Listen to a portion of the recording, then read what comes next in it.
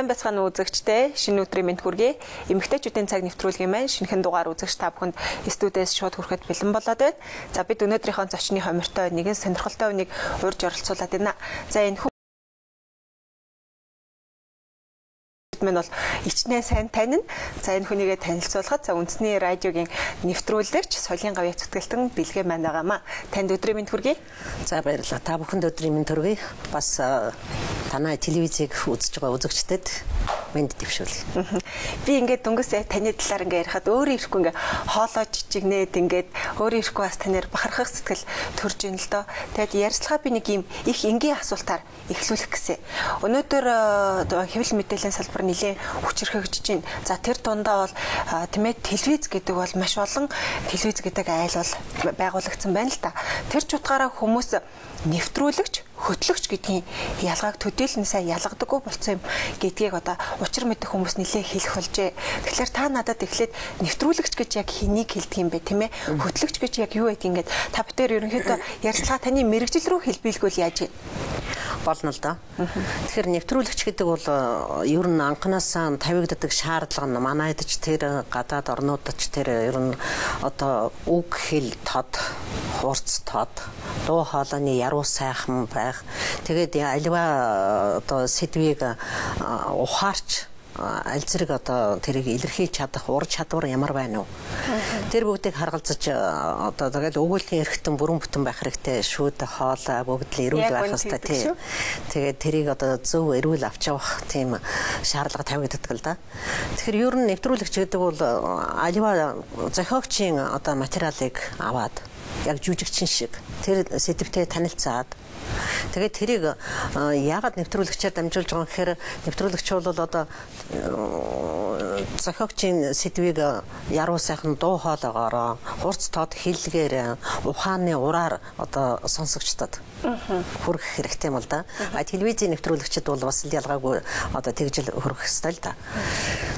Тэгэхээр нэвтрүүлэнтэй хөтлөн гэдэг. Хөтлөн гэдэг бол миний бодоход хөтлөн гэдэг бол жишээлбэл одоо надтай ярилцаа сууж байгаа өөрөө сэтгүүлч хөтлөгч тийм ээ. Ямар нэгэн том одоо нийтийн үйл явдал байдаг юм уу? Тэн дээр бол одоо өөрөө баг тэр хөтлөх сэдвийнхэн одоо юуг гаргаад тэгээд өөрөө тэр байг болж байгаа үйл явдлыг л одоо хараад тэрийг одоо хөгжөөнтэй наригантайж байдаг юм уу? Утга учиртай тэгэж одоо хөтлөн явуулах хөтлөгч ингэж хэлнэ баг. Тэн дээр бол одоо яг одоо ерөнхийдөө бол альж ялгаагүй хөтлөгч ялгаагүй нэвтрүүлэгч ялгаагүй ер нь бол хэл хоол ярианы эмх цэгц тэр дикцэн тэр бол маш их одоо ням бай чам байх хэрэгтэй л дээ. Замбраагүй ярьж болохгүй тэн дээр чинь тий одоо аль болохоор хүмүүст их ойлгомжтойгоор хүмүүсийн үгийн сонголт их онч мэрэгэн байх. Тийм, мэрэгэн байх хэрэгтэй. Ерөөсөн хөтлөгч бол тэн дээр л хамгийн гол нь. Нэвтрүүлэгч бол одоо ирсэн сэдвийг ухаарч. Ер нь радио гэдэг бол дүрс байхгүй учраас энэ бол одоо үгийн урлаг, ухааны урлаг. Ухаарч тэгээд тэр үгийн хүчийг яаж тэнцвүүлж гаргаж одоо сонсогчдод хүргэх вэ? За чи яваач гэд хэлэх нэг өөр тийм ээ. Чи яваач гэд хэлэх нэг. Тэгэхээр чи яваач гэдэг үг хоёр янзын хүчтэй болж байгаа биз. Тэгэхээр тэр үгийн хүчийг хаана олох, үг таньж дуурах, хэлэх гэдэг бол нэвтрүүлэгчд их одоо нарийн тавигддаг шаардлага л да. Ямарваа сэдв чинь бидэнд ч уншихгүй сэдв байхгүй шүү дээ. Яг үнэ. Бүх жанрыг уншина. Уран зохиол, тэмдэглэл, эссе, найруулал, одоо тэгээ улс төрийн мэдээлэл янз бүрийн юмнууд унш. Тэр бүгд жанрыг одоо ялгадаг, салгадаг тийм өөрийн гэсэн одоо сургуультай байх хэрэгтэй. Тэр бүгдийг одоо өөрийнхөө ур ухаанаар ягаад өөрийн чинь бичсэн сэдвийг одоо би зүгээр л нэг ингээл уншиж байх юм бол хэрэггүй шүү дээ. Тэрэн дээр бол өөрөө үзэгчтэй юм, сонсогчтой юм ярьцсан дээ шүү дээ. Ягаад нэвтрүүлэгчээр тэгэхээр би бол одоо нэвтрүүлэгчд бол энэ сэтгүүлч юу бичсэн юм бэ? Ямар зорилготой бичсэн юм бэ? Хэнд хүргэх гээд байгаа юм бэ? Үзэгчдэд юу өгөх гээд байгаа юм бэ? Сонсогчдод юу өгөх гээд байгаа. Тэр бүгдийг ухаарч ойлгосны эцэст тэр сэдвээ одоо сая илэрхийлэх. тийм арга чадвар эзэмших хэрэгтэй л да. Тэгээ таны хувьд бол ихэвчлэн таны хувьд одоо 68 оноос эхлээд радиодо ажиллаж байгаа өнөө хүртэл гэж байгаа шүү тийм ээ. Тэгэхээр надад хамгийн түрүүнд тантай ярилцлагад нэг ийм сонирхолтой зүйл сэтгэл мэнд буужлалаа л да. 70 он, 80 он, 90 гэл ингээл нийгмийн шилжилт бүртээ та хамт байж байна. 68 оны үед та радиодо очиход нийгэм бол огт өөр байсан. Одоо гэхэд 2013 онд гэхэд шал өөр болчиход байна. Тэгэд цаг үеийн нөхцөл байдлаас шалтгаалаад та нарын бас нөгөө сонсогчдод хүргэж байгаа мэдээлэл, нэвтрүүлэг, нийтлүүдийн жанр өөр. Та нар бас цаг үетэй холбогдуулаад өөр байдлаар уншина гэд бас нэлийн мэргэжлийн уур чадвар шаардна. Ер нь цаг үеэ дагаад л одоо бид нар тэр цаг үеийн ямар одоо үе сонсогчд ямар байдлаар хүлээж авдаг болоод байна гэдгийг бас нийгмийн харж явах хэрэгтэй л дээ. Тэгээд 60-аад оны үед шинэ миний орхоос өмнө ч юм уу нэлээд тийм одоо нэг сүрлэг маягаар уншдаг байсан тийм ээ. Одоо тийм нэг илтгэгч маягаар уншдаг байсан. Сүүл рүү явсаар одоо бол нэлээд тийм ярианы хэлбэр лөө ярианы одоо хүнд илүү тийм ойр дөт аль болохоор одоо сонсогчтойгоо харилцан ярилцж байгаа мэтэр. Одоо жишээ нь ингээд микрофон байна. Тийм одоо микрофон одоо жишээ нь микрофоны цаана одоо мянган сонсогч сууж байгаа. Тэгэхээр одоо харилцсан тэр хүмүүстэй аль болохоор тийм их дотн ярилцах хэрэгтэй. Одоо тийм л хэлбэрээр шилжиж штэ. Би над нэг ийм сонирхолтой хэлбэр ингээд асуумаар байгаа юм л та. Одоо яг 70 оны үед та 68 онд ороод тэ шууд уншаад эхэлсэн үү? Өгөө дээр чинь дагалдангаар явдаг юм. Дагалдангаар яваад 6 сарын дагалдан хийгээд тэгээд тэн дээр тэр 6 сарын хугацаанд цаашдаа ажиллаж чадахгүй харуулах одоо тийм хугацаа л та. Тэгээд одоо ажиллаж чадна дахиад шалгалт өгөөд тэнцвэл тэгээд жинхэнэ ажилтан болно. Тэгээд ингээд яг 70 оны үед ингээд уншаад байж та одоо яг тухайд радиогоор тийм ээ нэвтрүүлэгч нар ингээд ямар нэг нийтлэлийг уншихдаа яг ямар дуу өнгөөр тийм ээ уншдаг гэсэн та нэг ингээд надад нэг сонирхолж хэлж өгөөч. Гэхдээ тэрийг одоо ерөөсөө л тийм нэлээд тийм албархуу нэлээд одоо нэг сүрлэг маягаар л уншдаг байсан л да ер нь. Одоо яг нэг жаахан их л уншихал тийм одоо бол бас жоохон ярих хэрэгтэй байна шүү дээ. Жоохон хүмүүстэй харилцан дотно. Тэгээд тэгэхгүй тэр үед бол нэлээ сүрлэг. Тэр үед ч надаа нэг олон баяр болдог байлаа шүү дээ. Маан баяр, наадам, октябрийн баяр гэл. Тэр бүгдэд ч надаа нэг шууд нэвтрүүлгүүд трансляц хийдэг байлаа талбай дээрээс. Тэрийг ч надаа маш сүрлэгээр уншдаг байлаа шүү дээ. Тэгээд улс төрийн сэдв их байсан л доо янз бүрийн уурай амуурай. Тэгээд тэр намын төв хороо засгийн газрын тогтоол мөхтөлгөө тэрийг ч надаа маш их сүрлэг өндөр дуугарч тийм өндөр одоо тийм сэтгэлийн хөдөлгөөнөөр тэгж одоо гаргаж илэрхийлдэг байсан юм л да. Одоо тиймэрхүү жанр багуулсан чинь аль болохоор одоо хүнтэй харилцан ярилцдаг тэмдэглэл одоо жижиг өгүүлэг чинь одоо дандаа тийм ярианы хэлбэрлүүл ойртсон байхгүй юу. Тэр цаг үеэ дагаад явж байна да. Яа надад яг төсөөлөгдөл сууж илаа. Яг одоо бүгд найрамдаа гардсан солонгос улсад бас яг одоогийн та нарын одоо тухайн үеийн тэр уншилт одоо яг тэр байрал арга байрал тэр нөгөө Ким Чун Уны тухайн нэг сэдв аль нэгэн телевизээр гарсал да. Тэгээд тэн дээр ясан чинь тэр нэг нэвтрүүлэгч нь гарч иж энэ нэг юм үндснийхээ хувцастай хүүхэн их сүрлэг дуурч уншиж байна. Би тэгээд яг манай 60 50 60-аад оны үеийн л одоо тэр үеийн уншлага яг тэр өнгө байна даа л гэж харж ирсэн би.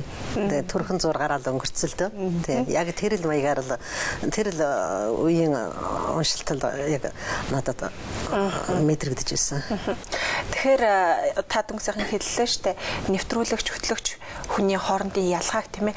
Тэгээд та нарын бас нэг мэргэжлийн хамгийн сайхан зүйл нь юу гэхээр нэвтрүүлэгчээр дамжуулаад монгол хэлний соёлыг бусдад түгээдэг байсан гэдэг. За ялангуяа нөгөө одоо ардсан нийгэм гарч ирэхээс өмнө бүр энэ зарчим бол айгүй хатуу үйлчилдэг байсан гэх юм бэлээ. Тэгээд одоо гэтэл нэг иймэрхүү бас нэг шүүмжлэлтэй юм анзаарагдаад байдаг юм л да. Маш олон радиоос гадна маш олон FM тийм ээ байгуулагдчих. За энд бол одоо яг та нарын сайхан эн чинь бас нэг өгүүлбэний урлаг яваад байгаа шүү дээ. Гэтэл ийм сайхан чадрыг эзэмшиж энэ мэрэгчлэр чи ажиллах маш олон хүмүүс тийм ээ маш олон мянган хүмүүс маш олон цензур шаардлагыг даван туулжиж энэ мэрэгчлэр ажиллаж байгаа. Гэтэл зарим FM-үүд ингээд сонсож байхад ерөөсөө гашуудалж бай, баярч бай, нэг өнгөөр унших юм. За тэгэл хэлнийх бөөнөх гэж ингээл та нартаас бас шүмжлэх юм нэлээд байдаг байх. Байдаг л да. Бид нар одоо ингээл энэ тэнд автобусын дэвж явах ч юм уу, машин дэвж явахад одоо энэ зүрийн FM-үүд ялангуяа машины жолооч нар дуртай FM-ээс сонгоод сонсдог шүү дээ. Тэн дээр бол ер нь радио, телевизийн нэвтрүүлэгчид, сэтгүүлчид байна шүү дээ. Энэ хойч үедээ хэлний соёлыг бол уламжилж үлдээх ёстой хүмүүс. Энэ дээр бол би тэгээ хатаа боддог. Эрдэмтэн мэрэгдэж гисэн энэ тал дээр бас бодсон сонсон хийж байгаа юм байдаг л байлгүй. Гэхдээ одоо энэ FM-үүдийг сонсоод байхад нэлээд хэл их гажуудж байна. Тэгээд одоо тэнд бол одоо ямар шалгуураар авч ажиллаулдаг юм мэдэхгүй юм. Зүгээр миний бодоход их замбраагүй ярьж байна. Одоо би тэгж хэлж байгаа монгол хэлийг их гажуудуулж байна. Миний бодоход ерөөсөө энэ FM-үүдэд ямар нэг стандарт тогтоомоор. Тэгэхгүй ер нь радио, телевизийн за жишээ нь телевизийн та нар гэх чинь хүмүүст энэ залуу хойч үед хүмүүст хувцлах урлагийг, ярих урлагийг энийг бас давхар үлгэрлэх ёстой. Радиогийн одоо хөтлөгчд, нэвтрүүлэгчид бол одоо тэр ярианы урлаг хэлнийхэн тэр сайхан зөв соёлыг уламжлах, үлдээх тэрийг үлгэрлэх ёстой. Гэтэл одоо энэ олон янзын FM-үүд бол маш замбраагүй ярьж байна л да. Тэгээд одоо стандарт тогтоовол зүгээр юм бол гэж боддгийн.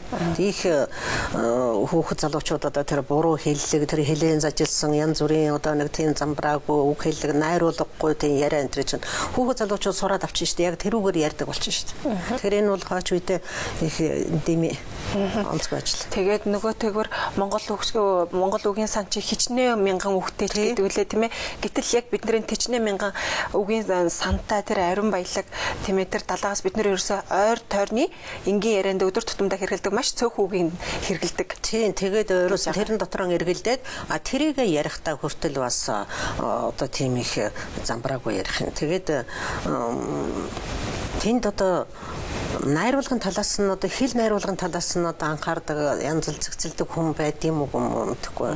Одоо ерөөсөө дуртай тэр микрофоны өмнө суусан хүн өөрийнхөө дураараа л яриад байгаа юм л гэж ойлгодог шүү дээ. Тэгэхээр тэр хэл найруулгын талаас бол маш их бодлоготой ажилланараа. За та бүхэн ярьцлага төр завсарлуулъя. Эмэгтэйчүүдийн цаг нэвтрүүлэг маань нэгэн уламжлалтай. За ярьцлагын нэвтрүүлгийнхаа хажуугаар за нийт үзэгчтэй зориулаад эрүүл мэнд, гоо сайхан танин мэдхүйн зөвлөгөө мэдээллүүдийг бас давхар хүргэж идэгэн. Тэгэхээр өнөөдрийн дугаарт маань бас сэтгүүлч маань гоо сайхны мэдээллийг бэлтгэсэн байна. Хойлоо тэрхүү мэдээллийг хамтдаа хүлээн авч үзээд студидтэй сая өрнүүлсэн сэдвийн дагуу эргээд хамтдаа ярилцъя. За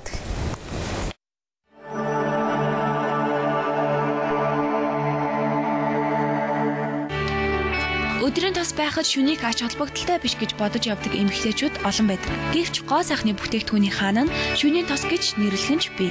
Гадаадын оронд шүний тос хэрэглээгүй бол нүүрэндээ анхаарал тавьдаггүйтэй ялгаагүй гэж ярьдаг. Гоо сайхны бүтээгдэхүүний өндөр чанар шүний тосонд байдаг. Тэгэхээр арьсныхаа онцлогоос хамаарч өөрт тохирсон тосоо хэрэглэх хэрэгтэй. Шөнийн цагаар арьс амарч жирийн үеэс халуун болж тэлэн тижэл авах чадвар нь сайжирдаг байна. Ямар ч арьстай байсан заавал нүрээ цэвэрлэж байх хэрэгтэй. Хүн ундахдаа 8 цагийн турш биедээ шингэсэн хорт бодисыг гадагшлуулж гондог байна. Өглөө бүр биеэсээ гадагшилсан хорт бодисыг угааж цэвэрлэж байх нь эрүүл мэндэд тустай хэмээн мэрэгчлэнүүд зөвлөдөг. Гадагшилсан хорт бодисыг шингээгүй байгаа дээр нь цэвэрлэж түүнээс гадна нэмэлт арчилгааг байнга өгөх нь гэрийн нөхцөл дэх хамгийн зөв арчилгаа юм. За тэгэхээр би танаас дахиад нэг ийм асуулт асуумаар байна. Та түрүүн ярилцлагын ихэнд дурдаад өнгөрсөн нэвтрүүлэгч хүмүүсийн тухайд бол өгүүлбэрийн эрхтнүүд бүгдээр ингээд бүрэн бүтэн байх ёстой гэдэгчсэн тийм ээ. Тэгэхээр яг ер нь бол та нар нэвтрүүлэгч гэдэг энэ мэрэгжлийг эзэмшснээр давхар эмэгтэй хүний гоо сайхан гоо зүйд илүү бас давхар суралцаад тэрхүү зүйлээ илүү их нандинж хайрлж явдаг хүмүүсээс байдаг юм шиг санагддаг. Тэгэхээр нэвтрүүлэгч гэдэг энэ мэрэгжлийн ажлыг хийхэд бол одоо тодорхой тэр чинь гоо зүй хэрэгтэй шүү дээ. этик, эстетик хэрэгтэй тий. Тэгэхээр чин хүн дуугаа сайхан аятайхан ярьдаг дуутай хүнтэй ярилцахад сайхан байдаг штэ. Тэгээд цэгцтэй, эмх цэгцтэй бас ярьдаг хүн бас сайхан байдаг. Сайхан илтгэгч энтрийг сонсоход бол гоё байдаг штэ. Тэгэхээр хэл хоолойгоо бас маш их эрүүл байлгах хэрэгтэй. Хэл хоолой эрүүл байна гэдэг бол зөвхөн мэрэгжлийн шаардлага ч биш. Угаасаа хүний эрүүл мэндийн шаардлага. Энэ бол тэгээд мэрэгжлийн ажил хийж байгаа хүмүүс бол одоо хэл хоолойгоо айлуулахаар аргилж явах хэрэгтэй. Шүд бүрэн бүтэн байх хэрэгтэй. За тэгэл ер нь одоо олонний өмнө олонтой уулзаж учирдаг одоо улсууд чинь одоо өөрийнхөө гадаад эфирийн соёл байна, гадаад соёл байна, дотоод соёл байна. Дотоод соёлтой байхын тулд яах юм гэхээр чинь маш их унших хэрэгтэй. Их үзэх хэрэгтэй.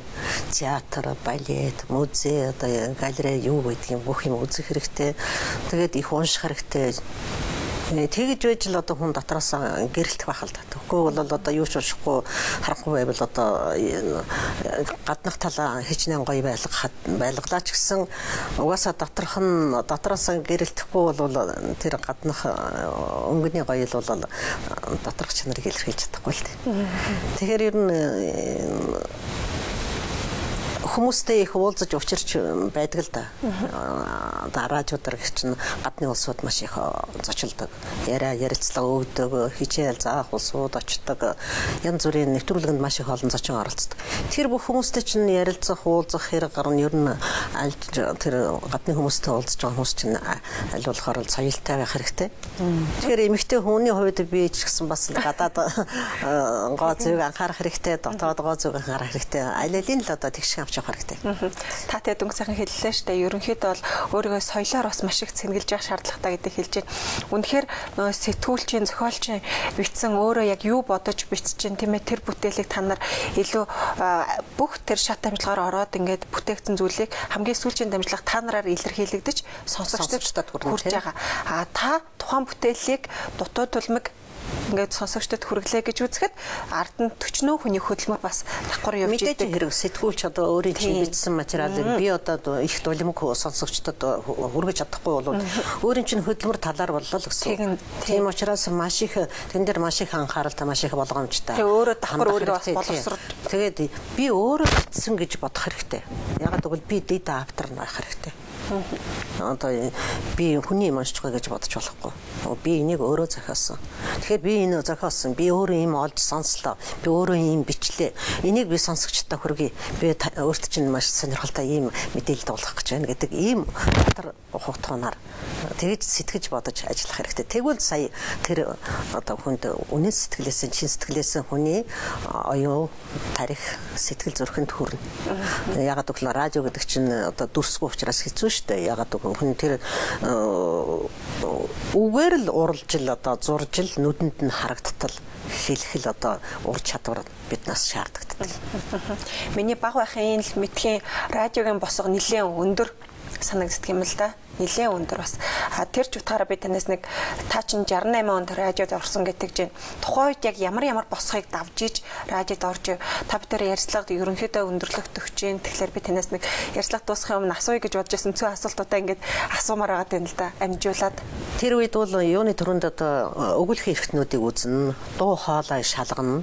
Одоо тэгээд уран зохиолын улс төрийн шүүлэг одоо янз бүрийн юм уншуулж үзнэ. Тэгээд тэрэн дээр аль зэрэг тийм одоо цаашдаа ажиллаж одоо болох уу болохгүй юу гэдгийг бас алсын харж байгаа юм л да.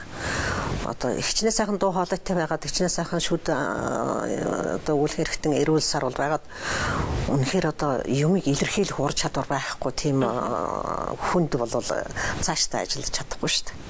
Хүнийг ерөөс анханаас нь тэр уран бүтээлчийг одоо сонгож авахта бас тэр ур чадварынх нь тэр хүнд цаашдаа суралцаад ажиллах авьяас байна уу гэдгийг харгалздаг юм байна лээ.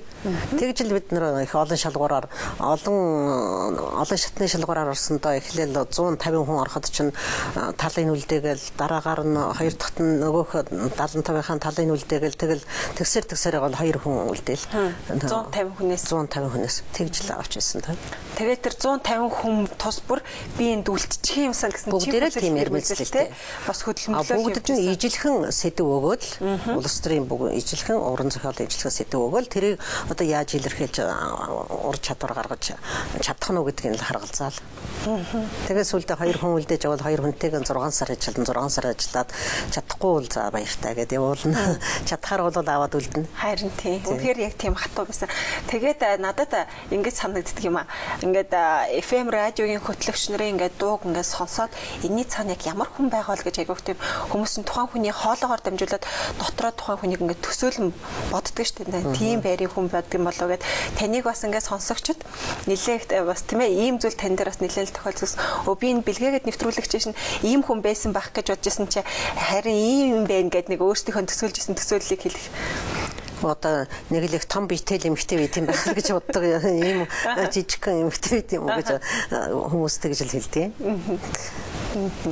За тэгэхээр та бүдэрээ ярьцлага өндөрлөгдөг чинь. Тэгэхээр нэвтрүүлгийн маань анхны ингээд та бүдэр ярилцаж эхэлснээс хойш би нэг ийм зүйлийг санааг одоо тийм ээ үзэгчтэй хүргэх юмсан гэж тантай ярилцсанараа хүргэх юмсан гэж бодож байсан.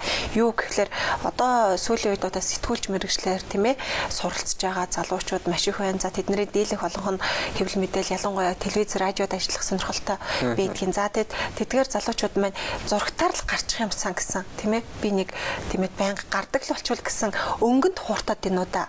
Гэтэл яг мэрэгжилтэй яг шимтэж суралцахгүй байна уу да гэсэн нэг тийм эмзэглэл байгаад байдгийн. Тэгэхээр залуу үедээ дамжуулаад ингээд тийм ээ дахиад ингээд яг энэ салбарт хөл тавих байгаа тэр залуучуудаа хандаад хүн үнэхээр яг сайн нэвтрүүлэгч хөтлөгч болохын тулд яг бид нар юун дээрээ илүү тийм ээ суралцаад юугаараа илүү өөрсдөө чадваржуулж байгаа бол яг энэ салбарт өөр ингэсэн орон зайгаа бүрдүүлэх ёстой гэдэг юм болоо та тэр тал дээр бид нарт зөвлөгөө өгөөч. Юуны түрүүнд энэ суралцж байгаа сургууль нь одоо сэтгүүлч радиогийн сэтгүүлч телевизийн сэтгүүлч хэвлэлийн сэтгүүлч одоо тэр чиглэлээр бас одоо 3 дугаар курссэн ч юм уу тийм тэндээс нь жоохон ингэж ангилж өгвөл бас зүгээр юм шиг санагддаг надад тий радио телевиз сонин хэвлэлийн сэтгүүлч гэдэг чинь бас тусдаа очоод ажиллахад бас арай өөр шүү дээ. Тий жишээлбэл одоо Москвагийн их сургууль бол тэгэж яадаг штэ радиогийн сэтгүүлч хэвлэлийн сэтгүүлч телевизийн сэтгүүлч гэж тэгээд тэр сургуульд энэ хэл соёлын талаар бас нэлээх ахиу төлхөө харуулж ажиллах хэрэгтэй мөн гэж боддог оюутнуудтайгаа. Тэр хөтлөгч болоход бол одоо хөтлөгч болно гэдэг бол маш их ур чадвар, маш их мэдлэг хэрэгтэй. Тэр мэдлэгийг эзэмшиж сонсогчдтой, үзэгчдтэй маш чөлөөтэй, маш мэдлэгтэй харьцвал жинхэнэ хөтлөгч болно гэхээс биш хөөхөн хувцлаад хөөхөн ярих гээд оролдоод одоо тэр хөтлөгч болж харагдахгүй. Тэгэхээр өөрөө маш их одоо мэдлэгийн суур ихтэй байх хэрэгтэй. Нийгмийн энэ олон салбар талын салбарын мэдлэгтэй байх хэрэгтэй. Тэр урьж ярилцах гэж байгаа хүнийхэн тухай мэдлэгтэй байх хэрэгтэй. Сайн судалсан бодос тэгж байж тэгээд дараа тэр хэлнийхээ соёлыг их бодох хэрэгтэй да. Монгол хэлэл одоо энэ залуу хооч үедээ сэтгүүлчд нэвтрүүлэгчд энэ хүмүүс одоо сонин хэвлэлийн сэтгүүлчд ч гэсэн одоо энэ сонин дээр бичгтээ бас маш их алдаа найруулган алдаа гарч байна шүү дээ. Энийг одоо маш их бодож ажиллах хэрэгтэй. Бодож ажилласаа. Тий ажилласаа. Тий. За танд баярлалаа. Бидний урилгыг хүлээн аваад хүрэлцэн ирээд надтай яг өөрийнхөө мэрэгжлийнхаа тийм ээ тэр сайхнаас цөөн хоромж гэсэн хуваалцсан танд маш их баярлалаа гэдгийг нэвтрүүлгийн төгсгөлд хэлье. За баярлалаа. Тэгэхээр би энэ танай телевизийн уран бүтээлчдэд болон ер нь үзэгчдэд одоо хүний хамгийн нандин баялаг болсон эрүүл мэндийн сайн хамгаалж за тэгээд өөрийнхөө сансан мөрөөдсөн хүслийн биелүүлэхийн тулд эрүүл байж сарвал ухаантай байгаарай гэж өрөөлдөө. Маш сайхан ерөөл дэвшүүллээ. Танд баярлалаа. Үзэгчтэй эмэгтэйчүүдийн цаг нэвтрүүлгийн маань өнөөдрийн дугаарыг өндөрлөж байна. За өнөөдрийн манай зочны хоморт маань Монголын үндэсний олон нийтийн радиогийн нэвтрүүлэгч Соёлын гавьяа зүтгэлтэн Бэлгээ Урагдан оролцож өөрийнхөө мэрэгжлийн сайхнаасаа бид нартай хуваалцлаа. Ингээд маргааш өдрийн цагтаа эргээд уулзъя. Баяртай үзэгчтэй.